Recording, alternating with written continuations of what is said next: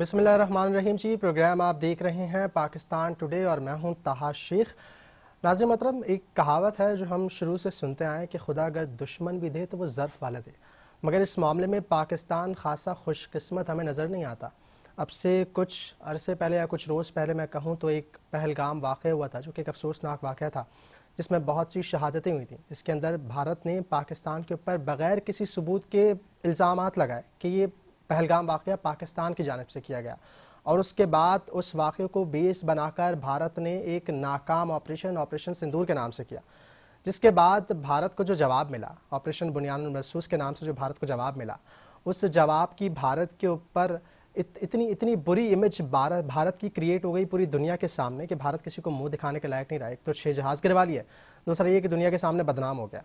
मगर वो कहते हैं ना कि जनाब, वो कमज़र्फ़ बाज नहीं आता। अपनी कमज़र्फ़ी से भारत ने जो है एक और ऑपरेशन महादेव के नाम से एक नया ड्रामा रचाया। अब इसकी तफसीलात मैं आपको बताता हूँ। भारत के पार्लियामान लोकसभा में खिताब करते हुए भारतीय वज़ीर दाखिला अमित शाह ने एक बार फिर पाकिस्तान पर बेबुनियाद इल्ज़ामात की रिवायत बरकरार रखी और ऑपरेशन महादेव के नाम पर 3 अफराद की हलाकत को अपनी हुकूमत की कामयाबी करार दे दिया। अच्छा, अमित शाह साहब ने दावा किया कि ये तीनों अफराद अप्रैल 22 को पहलगाम हमले में मुलव्वस थे, जिसमें 26 अफराद हलाक हुए थे। ताहम भारतीय हुकूमत ने हस्ब मामूल कोई आज़ाद या गैर जानिबदार शवाहिद पेश नहीं किए, बल्कि जो शवाहिद पेश किए वो शर्मनाक हैं। मैं बताता चलूँ आपको शवाहिद उन्होंने क्या पेश किए कि जो लोग मारे गए उनकी जेब से पाकिस्तानी चॉकलेट्स बरामद हुई हैं। आज इसी हवाले से बात करेंगे। हमारे साथ मौजूद हैं मुनव्वर मिर्ज़ा साहब, माहिर आलिम उमूर हैं, मेजर रिटायर्ड नदीम शेख साहब हैं, दिफाई तजज़ियाकार। आप दोनों को खुशामदीद कहेंगे। मुनव्वर मिर्ज़ा साहब, आपसे आगाज़ करूँगा। बताइएगा, ये जो ऑपरेशन महादेव के नाम से एक नया ड्रामा भारत ने रचाया, पुराने ऑपरेशन जो इन्होंने ऑपरेशन सिंदूर किया था उसको फेलियर को रीइंफोर्स करने की कोशिश की है, क्या कहेंगे मुनव्वर साहब? देखिए, सबसे पहली बात यह है कि अगर ऑपरेशन सिंदूर वाकई में कामयाब होता तो फिर ऑपरेशन महावीर शुरू करने की जरूरत ही क्या थी। और इसमें इससे ज्यादा, यानी आप झूठ कह लें या गलत बयानी कह लें भारत की तरफ से, उनके वजीरों की तरफ से, खासतौर पे उनके जो वजीर दिफा है, जिन्होंने एक बड़ी लंबी चौड़ी तकरीर कल की पार्लियामान में। आज मोदी साहब ने भी तकरीर की और उन्होंने उनकी तारीफ की, लेकिन ये तारीफ तो ऐसे ही है ना कि आप मेरी तारीफ कर दें और मैं आपकी तारीफ कर दूं, एक ही पार्टी के अंदर रहकर यही कर सकते थे। लेकिन जो हकायक हैं, वो पहली बात ये है कि ये ऑपरेशन महावीर शुरू करने का मतलब ही ये निकला कि वो सिंदूर जो था वो बिल्कुल नाकाम था, और बिल्कुल नाकाम था। आपने देखा कि उन्होंने बिला जवाब, बगैर किसी उसके, हालांकि पाकिस्तानी वजारत खारजा ने बाकायदा जैसे ही वो पहलगाम का वाकया हुआ था उसके ऊपर अफसोस का इजहार किया और उसके बाद कहा कि भाई आप चाहे वो कर लें, इसकी तफ्तीश करा लें। फिर हमारे वजीर आजम ने एक मरतबा नहीं, कई मरतबा खुलेआम सारी दुनिया के प्लेटफॉर्म के ऊपर बार बार ये कहा कि आप तफ्तीश करा लें, हम आपके साथ ताउन करने के लिए तैयार हैं और फिर जो नतीजा आएगा वो सबके सामने आ जाएगा। लेकिन भारत इसे बिल्कुल वो करता रहा, इग्नोर करता रहा और अपनी हकदर्मी से, असल में उसको ये घुमंड था, उसको ये गलतफहमी थी कि वो पाकिस्तान को मिलिटरीली नीचे कर सकता है, क्योंकि उसके बाद बहुत बड़ी आर्मी है ना, कहते हैं 13-14 लाख आर्मी आर्म फोर्सेज है उसकी, तो और पाकिस्तान की यकीनी बात है उससे आधे से भी कम है। तो उन्होंने अपनी अदबी बर्तनी की बुनियाद के ऊपर समझा कि हमने जो कह दिया वो पाकिस्तान को मानना पड़ेगा। लेकिन आपने देखा कि ऐसा नहीं हुआ। पाकिस्तान ने जब जवाब दिया तो इतना जबरदस्त जवाब दिया, ऐसा जवाब दिया, करारा जवाब दिया, आप ये कहिए, कि जिसका नतीजा ये निकला कि भारत को सही मानों में घुटने टेकने पड़े। आप ये देखिए कि इसकी मिसाल ये है कि इसकी मिसाल ये है कि आप ये देखें कि उन्होंने 4 दिन बाद ही सीज फायर कर दिया और ट्रंप के कहने के ऊपर। तो इसका मतलब ये है कि वो खुद ये जवाब तलाश कर रहे थे अपनी शिकस्त के बाद, अपनी हार के बाद और अपने उस फखर और घमंड के खत्म होने के बाद कि किसी तरह फेस सेविंग की जाए। तो ट्रंप साहब ने ये बहुत अच्छा काम किया और वो एक दफा नहीं 25 मरतबा ये कह चुके हैं बार बार ये कह चुके हैं, सारी दुनिया के सामने कह चुके हैं, बल्कि आज भी आप देख रहे हो उनका स्टेटमेंट यही है, कल जो उन्होंने तकरीर की है 29 बार कह सारे चुके हैं अखबारों में, मीडिया में है। 29 बयान देते हैं। मैं बहुत बड़ी जंग होने वाली थी जिसे मैंने रुकवा दिया। जी जी जी सर बोलिए। अच्छा सर, ये भी कहा जा रहा था ना कि भारत को ये गलतफहमी थी कि पाकिस्तान जो है वो रिटेलिएट नहीं करेगा, पाकिस्तान जवाब नहीं देगा। वो इस गलतफहमी का शिकार थे कि अगर हम अटैक करते भी रहेंगे तो वहां से जवाब तो नहीं आना बल्कि पाकिस्तान की बदनामी हो जानी है। ये उनका ख्वाब था जो कि चकनाचूर हुआ और उनके ऊपर ही उनकी साजिश जो है वो पलट आई। क्या समझते हैं कि अब जो ये भारत अपनी इमेज को बचाने की कोशिश कर रहा है, किस कदर कामयाब हो सकेगा इसमें? देखिए, जो उनका इमेज तबाह होना था वो तो हो गया, सारी दुनिया के सामने वो अच्छी तरह एक्सपोज हो गए। आपने देखा कि जितने मैंने सारे एनालिसिस, बहुत ज्यादा एनालिसिस जो बड़े बड़े मोतबर मिलिट्री जर्नल्स के अंदर आए हैं, जो बड़े बड़े फौजी माहिरीन ने उसके अंदर लिखा है, उसमें उन्होंने पाकिस्तान की बड़ी जबरदस्त तारीफ की है। उन्होंने पाकिस्तान की स्ट्रेटेजी, मिलिट्री स्ट्रेटेजी की बड़ी जबरदस्त तारीफ की है कि पाकिस्तान ने जितना तवाज़ुन के साथ और जितना भरपूर जवाब दिया, बावजूद उसके कि इंडिया के पास उनके ख्याल में बहुत जबरदस्त हथियार थे। उनका वो क्लेम करते थे कि आकाश हमारा वो है, एयर डिफेंस सिस्टम है, वो बड़ा जबरदस्त है। और लेकिन पाकिस्तान ने उनके जवाब देकर जो जो नुकसान पहुंचाया है उसका उन्हें एतराफ़ करना पड़ा। और आपको पता ही है कि जो उनके तैयारे खासतौर पे गिरे तो वो उनसे छुपाए नहीं गए, वो उसने उनको बिल्कुल बुरी तरह से एक्सपोज कर दिया, इसलिए कि वो कंपनी जिन्होंने वो तैयारे बनाए थे उन्होंने भी आहिस्ता आहिस्ता ये एतराफ़ करना शुरू कर दिया कि जी हाँ ऐसा ही हुआ था। और इससे ये साबित हुआ कि पाकिस्तान की जो ह्यूमन रिसोर्स थी, जो हमारे फौजी थे, हमारे जो पायलट्स थे, उनकी सुपीरियरिटी बहुत ही यानी खुल के और दुनिया के सामने आई। और फिर सारी दुनिया ने एतराफ़ किया कि हाँ पाकिस्तानी पायलट्स जो हैं, पाकिस्तानी आप जो वो कर रहे हैं, जो जिस हिकमत अमली के तहत इंडिया के ऊपर वो कर रहे हैं, तो अपनी से इतनी बड़ी ताकत को बिल्कुल उन्होंने बेबस कर दिया। और आपने देखा कि 4 दिन बाद भारत को मजबूर होना पड़ा कि वो सीज फायर करे। और अब सीज फायर करने के बाद जब उनकी पार्लियामेंट के अंदर ये बहस शुरू हुई, आपने देखा ना, असल में पार्लियामेंट में बहस शुरू हुई तो अपोजिशन ने उन्हें बहुत आड़े हाथों लिया है। आपने देखा कि 2 मरतबा तो स्पीकर को जब वो तकरीर हो रही थी मोदी साहब की, तो वो उसको मुअत्तल करना पड़ा, इजलास को रोकना पड़ा, इतना ज्यादा शोर शराबा था। और जो नारे लग रहे थे वो ये था कि ये झूठ है, ये गलत है, वो आपने इंफॉर्मेशन दी है, वो अपने आवाम को यानी हिंदुस्तानी और भारतीय आवाम को गुमराह करने की, भारतीय आवाम को गुमराह किया है आपने, बिल्कुल। मुनव्वर साहब साथ ही रहेगा, हमारे साथ मेजर रिटायर्ड नदीम शेख साहब भी मौजूद हैं। नदीम साहब, DGISPR ने अप्रैल में प्रेस कॉन्फ्रेंस की थी, उन्होंने कहा था, उन्होंने बताया था कि भारत जाली मुकाबलों से एक नया फॉल्स फ्लैग शुरू करेगा। और उन्होंने ये भी बताया था कि 723 पाकिस्तानी भारतीय जो हैं वो जेल्स में बगैर गैर कानूनी तौर पर भारतीय जेल्स में कैद है। तो ये ऑपरेशन महादेव हमें उसी सिलसिले की एक कड़ी नजर आ रही है। इस साजिश का क्या अंजाम देखते हैं आप, क्या समझते हैं किस हद तक ये साजिश भारत की जो है कामयाब हो सकेगी? देखिए, इंतहाई भोंडी साजिश है, आप इसको अंडरस्टैंड कर सकते हैं। किस तरह की ये चॉकलेट के रैपर उनकी जेबों से बरामद हुए, ठीक है। और उन्होंने जनाब ये ऑपरेशन महादेव करके 3 जो है वो पहलगाम के जो उनके दखल सो कॉल्ड टेररिस्ट है, उन्होंने उनको जो है वो टारगेट किया। आप बताइए कि चॉकलेट के रैपर्स निकलना ये इस बात की गवाही है कि ये टेररिस्ट थे। और ये पहलगाम के जिस तरह से उनको पहलगाम के दौरान पाकिस्तान ने कहा था कि हम आपके साथ तैयार हैं न्यूट्रल इंक्वायरी कराने के लिए भी, वो तो उन्होंने की नहीं, जब सारी दुनिया उनसे कह रही थी कि जी बिल्कुल करें।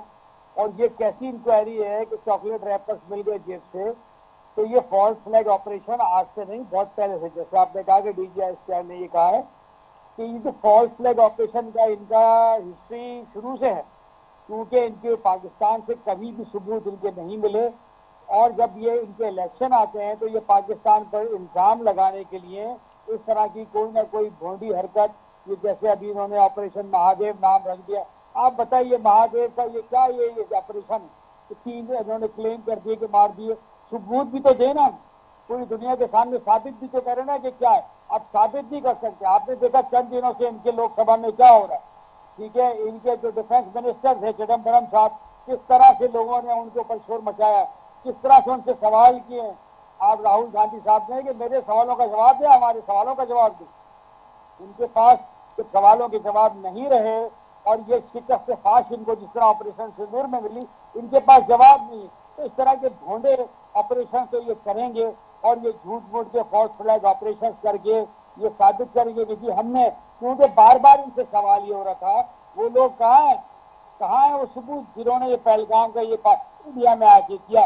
क्योंकि आपने देखा कि जो इनके साबिक वजीर दाखिला साहब हैं उन्होंने भी ये बात की कि जनाब ये इंडिया के अंदर मौजूद थे, यहीं पे ट्रेंड हुए थे, इनका पाकिस्तान से कोई ताल्लुक नहीं। एक साबिक वजीर दाखिला जब ये कह रहा है तो कैसे ये वजीर दाखिला अमित शाह साहब कह सकते हैं कि हमने 3 बंदे मार के ये जिम्मेदारी पूरी कर दी।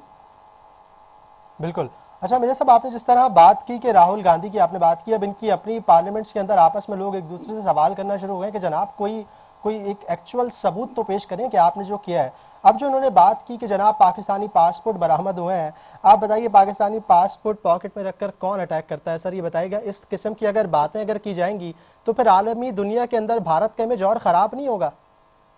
देखिए, इंतहाई शर्मनाक, सारी दुनिया को पता है कि शनाख्ती कार्ड रखे और पासपोर्ट रखे और ये सारी चीजें, चले आपने कहीं कोई ऑपरेशन किया होता, कोई लोग अरेस्ट किए होते, कोई इलाका होता, कोई विटनेस होते, कोई एविडेंसेस होती, ये आपने इस तरह से जेब में से निकाल के, तो वहां जैसे आपने कहा कि 750 पाकिस्तानी कैद हैं, ये तो किसी का भी पासपोर्ट इस्तेमाल कर सकते हैं, किसी के ऊपर भी उनको बाहर जेलों से लाके इस तरह से काउंटर जो है ये टारगेट करके, ठीक है, और ये इस तरह से टारगेट कर सकते हैं उन लोगों को और उन्हीं को दहशतगर्द साबित भी कर देते हैं।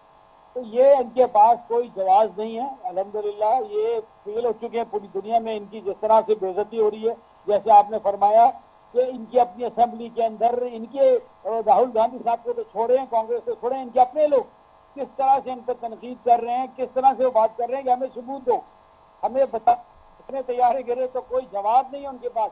वो कहते हैं जनाब उनके डिफेंस मिनिस्टर साहब कि कुछ चीजों के सवालों के जवाब जो है ना वो नहीं पूछने चाहिए, कि उससे जो है वो हमारी जो है मौकफ की जो है वो कमजोर पड़ेगा। आप बताइए, खुद वो बंदा पूरे उनको कह रहा है कि कुछ सवालों के जवाब हमसे ना पूछें। किन सवालों के? यही तो सवाल है कि बताओ वो कौन लोग हैं, बताओ ये कितने तुम्हारे जहाज गिरे हैं, बताओ तुमने इस ऑपरेशन सिंदूर में क्या कामयाबी हासिल करी। क्योंकि खाली कह देने से कि सारे टारगेट अचीव कर लिए, ये तो कोई जवाब नहीं है, तो कोई भी मुल्क दे सकता है, कोई भी दे सकता है। अच्छा सर, अब उनको भारत को जो है वो डोनाल्ड ट्रंप साहब पे बड़ा नाज था ना, वो डोनाल्ड ट्रंप साहब की बड़ी बातें करते थे। अब तो डोनाल्ड ट्रंप साहब भी ये कहते हैं कि 5 जहाज गिर चुके हैं। क्या समझता है भारत को अब किस कदर, अब किस स्टेज पे खड़ा है नुकसान के भारत, और अब क्या करना चाहिए उसको, आगे क्या करेगा भारत? क्योंकि फॉल्स फ्लैग ऑपरेशंस का सिलसिला जो है वो तो पहले ही प्रेडिक्ट कर चुके हैं DGISPR कि पहले ये अब सिलसिला जारी रहेगा। किस कदर आप समझते हैं कि भारत अपनी इमेज को बचाने में कामयाब हो सकेगा?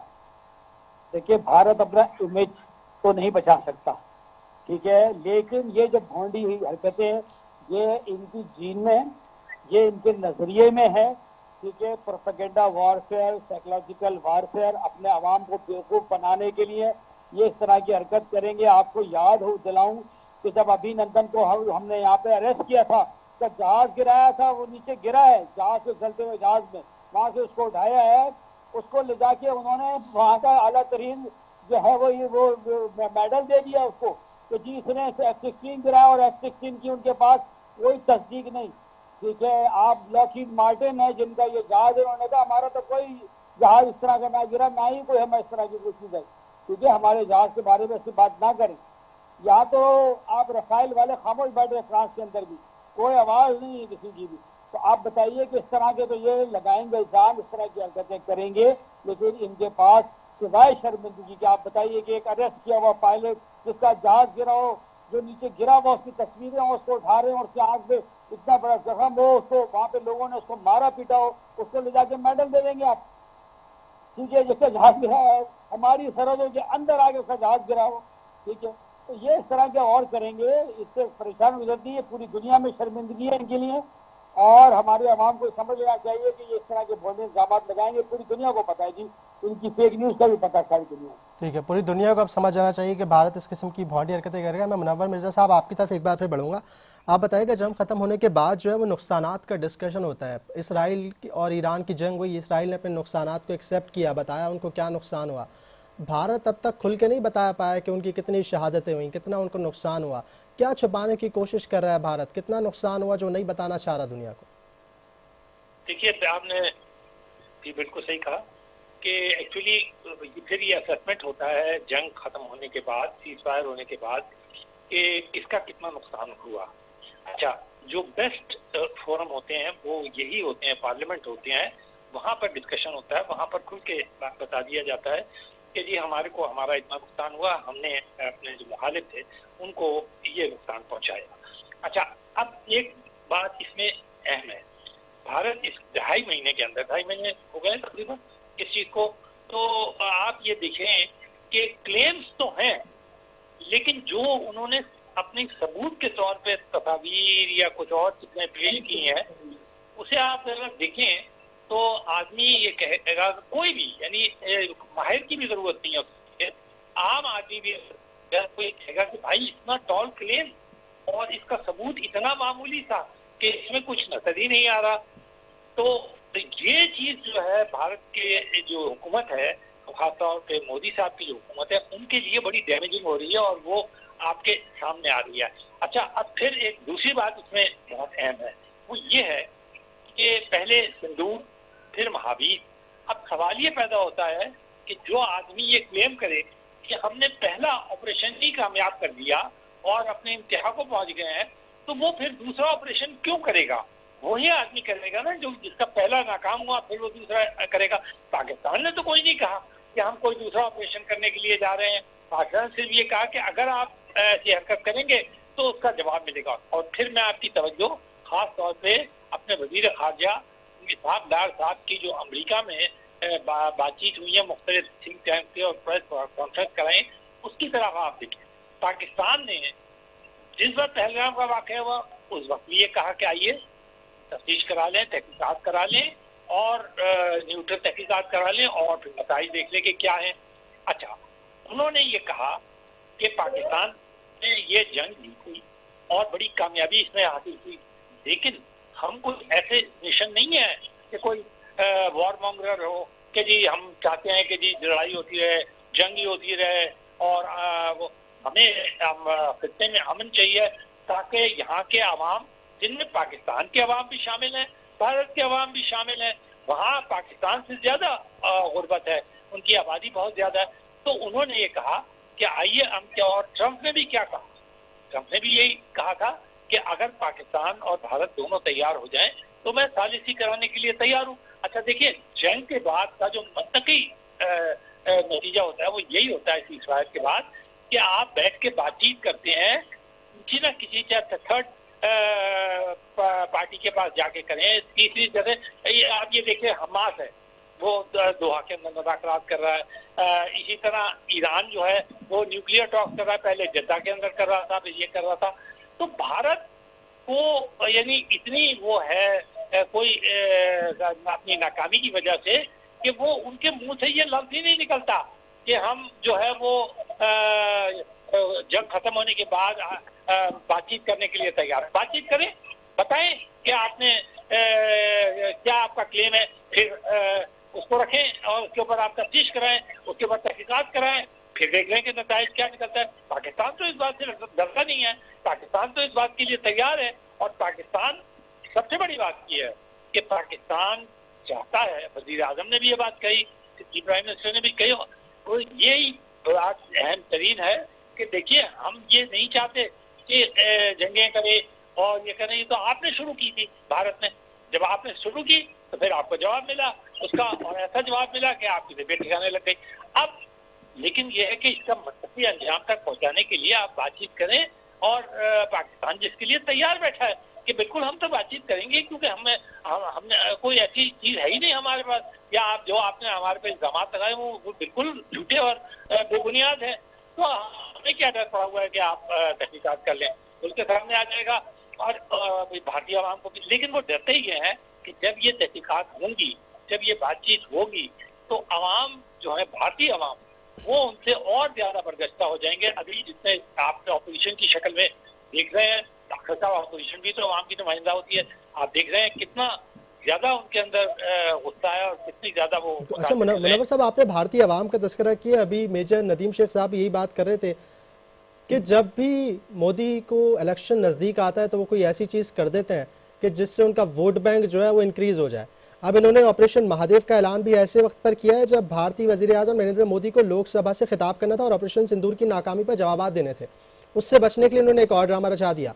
अब भारतीय आवाम के को भी ये पता होगा ना शायद, अब तो उनको भी इस चीज़ का अंदाज़ा हो गया होगा कि मोदी को जब अपनी जो है वो शर्म छुपानी होती है या जब अपना मुंह छुपाना होता है, वो कोई ऐसी चीज़ कर देते हैं, कोई ऐसा फॉल्स फ्लैग ऑपरेशन कर देते हैं जिससे जो है वो उनकी थोड़ी सी इमेज जो है वो बच जाए। क्या समझते हैं सर?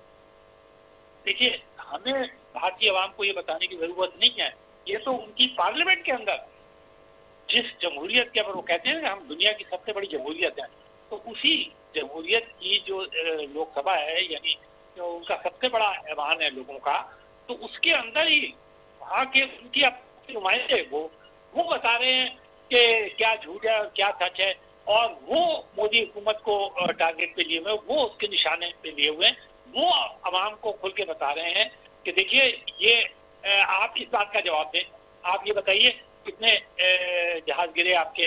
वो ये सवाल पूछ रहे हैं कि पहलगाम के वक्त, उससे पहले तो ये बहुत बड़ा कहा जाता था, दावा किया जाता था कि कश्मीर जो ऑक्यूपाइड कश्मीर है उसके चप्पे चप्पे पे जनाब फौजी खड़े होते हैं और वो लोगों की हिफाजत करते हैं। तो उस दिन आप हैरानगी ये है कि जितनी वो आ रही है रिपोर्ट, खुद भारतीय अखबारात में आ रही है, वो ये सवालात कर रहे हैं कि आखिरकार उस दिन वो फौज, वो सिक्योरिटी, वो इंटरनल सिक्योरिटी वाले, वो पुलिस वाले, वो उस वक्त कहाँ थे, वो टूरिस्ट की हिफाजत क्यों नहीं की। देखिए, आप खुद अपने यहाँ देखिए, हम जब ऐसा कोई वाकया होता है तो हम बिल्कुल ये सवाल उठाते हैं बार बार कि जी वो हिफाजत करने वाले कहाँ हैं, क्यों ऐसा वाकया हुआ।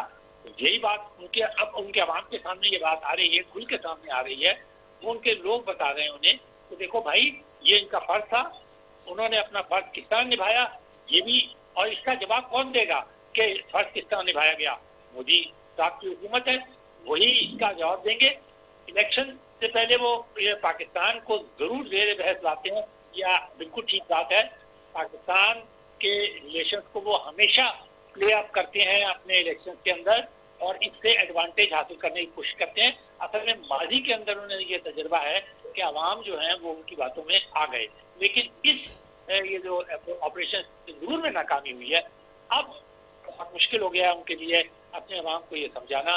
तो इससे वो परेशान होकर उन्होंने सोचा कि एक और वो कर लें कि ऑपरेशन महावीर। अब ये बात आपने कहा ना कि ये बताती है कि अगर कामयाब था तो दूसरा वाला शुरू करने की कोई जरूरत नहीं थी, और अगर आपने दूसरा वाला शुरू किया है तो ये इस बात का सबूत है कि पहला नाकाम हो गया, आप टारगेट नहीं हासिल कर सकते। ठीक है, इसी बात को लेकर मैं मेजर रिटायर्ड नदीम शेख साहब की जाने पड़ूंगा। नदीम शेख साहब, ये बताइएगा, कश्मीर के अंदर एक ऑपरेशन हो जाता है, ठीक है, उसके बाद अगर भारत पाकिस्तान पर इल्जाम लगा रहा है, भाई आपकी आधे से ज्यादा फौज वहां पर है, अगर आप पाकिस्तान पर इल्जाम लगा रहे हो फिर भी तो इसका मतलब ये है कि आपकी फौज नाकारा है, फिर ये आप दुनिया को बताना चाह रहे हो।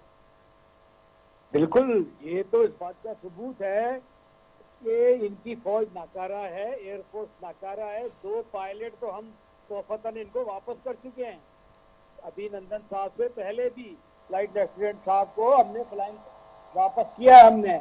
ये 2 पायलट, इनके कई तैयारे, 5 से 6 तैयारे तो ये अभी के हैं सिंदूर के, उससे पहले अभिनंदन के तैयारे, उससे पहले फ्लाइंग जो लेफ्टिनेंट थे ऑफिसर उनके तैयारे। तो ये एक लंबी सीरीज है।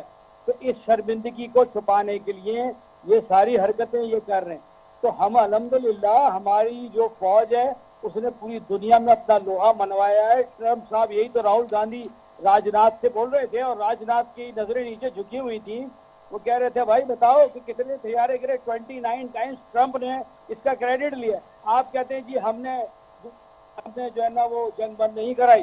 ट्रंप कहता है कि मैंने जंग बंद कराई, वो कहते हैं नहीं हमने ट्रंप को नहीं कहा। तो वो वही कैबिनेट वो पूछ रहे हैं कि 29 मरतबा वो अपना क्रेडिट ले चुका है। ये आप इतनी दुनिया के सामने कैसे आप झूठ बोलेंगे? कहाँ कहाँ झूठ बोलेंगे आप? पूरी दुनिया में से किसी मुल्क ने अभी तक ऐसी कोई बात नहीं की जो जिम्मेदार मुल्क हो दुनिया के अंदर कि पाकिस्तान इसका जिम्मेदार था या पाकिस्तान ने ये किया। किसी ने भी उनके फॉल्स फ्लैग को नहीं माना और उनके जहाज जिस तरह से गिरे हैं या आज नहीं, मैंने आपको पूरी हिस्ट्री बता दी, पीछे चले जाएं, ठीक है, आप देख लें कि किस तरह से इनकी एयरफोर्स को हमेशा पाकिस्तान एयरफोर्स ने शिकस्त दी और आर्मी ने किस तरह से इनको शिकस्त दी। इस ऑपरेशन सिंदूर के अंदर किस तरह फतह 1, फतह 2 जो है, फतह 3 उनके इलाकों पर जो है ना कहर बनकर टूटे हैं, ये उनकी आप देख सकते हैं। तो ये इनके पास कोई जवाब नहीं है। राजनाथ साहब की बॉडी लैंग्वेज आपको याद है, अब देखें वो लोकसभा में खड़े होके और किस तरह लोग उनसे सवाल कर रहे हैं, वो बंदा किस तरह से जवाब दे रहा है कि मैं हर सवाल का जवाब नहीं दे सकता, ठीक है, और आप हर जगह का सवाल ना पूछें, तो भाई सवाल ना पूछे तो आप यहाँ खड़े क्यों हैं? तो इनके पास कोई जवाब नहीं रहा। अल्हम्दुलिल्लाह पाकिस्तान ने जिस तरह से इस लोकसभा पे फाइनल कमेंट्स लेते हैं। इस लोकसभा में अमित शाह ने दावा किया कि हलाकशुदा अफराद के हथियारों की बैलिस्टिक जांच की 6 साइंसदानों ने वीडियो कॉल पर तस्दीक की। हैरत की बात यह है कि एक ऐसा मुल्क जो चांद पर मिशन भेजने का दावेदार है, वहां फायरिंग के शवाहिद भी वीडियो कॉल पर दिखाकर तस्लीम करवाए जा रहे हैं। इस पर फाइनल कमेंट्स कर दिएगा, फिर मुझे ब्रेक लेना। देखिए, झूठ के पाँव नहीं होते। तो अब ये इस तरह के भोंडे जवाब, जो आपने भी बड़ी अच्छी बात की कि टेक्नोलॉजी किस लेवल की पहुंच गई है और इस तरह के खाली मैसेज के ऊपर इन चीज़ों को, इस तरह की एविडेंस को तस्लीम करना, ठीक है, ये इंतहाई शर्मिंदगी है। मैं समझता हूँ कि इस वक्त हिंदुस्तान पूरी दुनिया में आइसोलेशन का शिकार हो चुका है, ठीक है। आप देखिए कि एक अमेरिका जिसके साथ वो जुड़ा रहता था और उसकी बेस के ऊपर यह करता था, आज वो भी उसको छोड़ चुका है। ट्रम्प साहब ने किस तरह से उसके बारे में बातें की हैं, सारी दुनिया को पता है। यूरोपीय यूनियन ने उसके मौक़िफ़ को किस तरह रद्द किया, सारी दुनिया ने देख लिया है। कनाडा ने किस तरह इल्ज़ाम लगाया, ठीक है, यूरोपीय यूनियन ने उसके ऊपर बात की, ठीक है, कि किस तरह से। और यही वो मोदी है जिसको अमेरिका ने वीज़ा रिजेक्ट किया था कि तुम दहशतगर्द हो, हम तुम्हें वीज़ा नहीं दे सकते, लेकिन बाद में फिर इसलिए दिया कि चलो स्टेट गैस है और ये वहाँ के इंडिया का है तो उसको आने दो, ये वहाँ का हेड है ऑफ स्टेट है, इसलिए। अदरवाइज इनिशियली उसको रिजेक्ट किया, सारी दुनिया को पता है। ये वही मोदी है, वही अमित शाह है, वही ये राजनाथ है, वही ये देवल है, ये सारे वही लोग हैं। ठीक है, ठीक है, बहुत शुक्रिया आप दोनों शख्सियात का, बहुत शुक्रिया। नाज़िम मोहतरम, यहाँ पे हुआ एक वक्त ब्रेक का, ब्रेक के बाद दोबारा हाजिर होता है।